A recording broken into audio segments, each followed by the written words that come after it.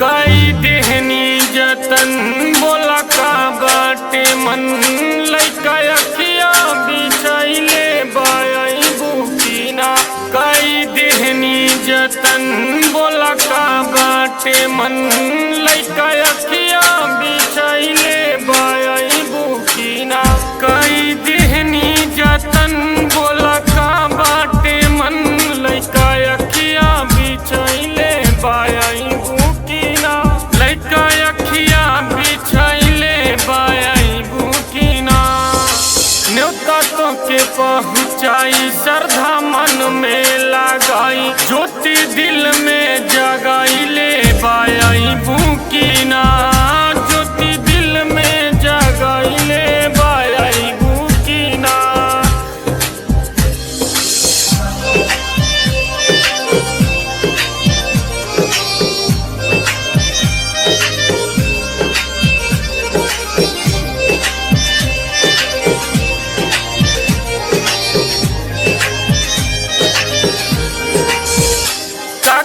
सब इंतजाम जब तोहरे ही ना सेवा कोई आता कोई ले बायास माई हो।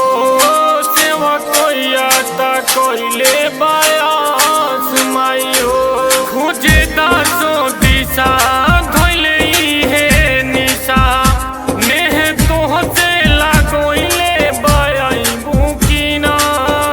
कई देहनी जतन बोला का बाटे मन लइका अखिया बिछाइले बाई बुकीना।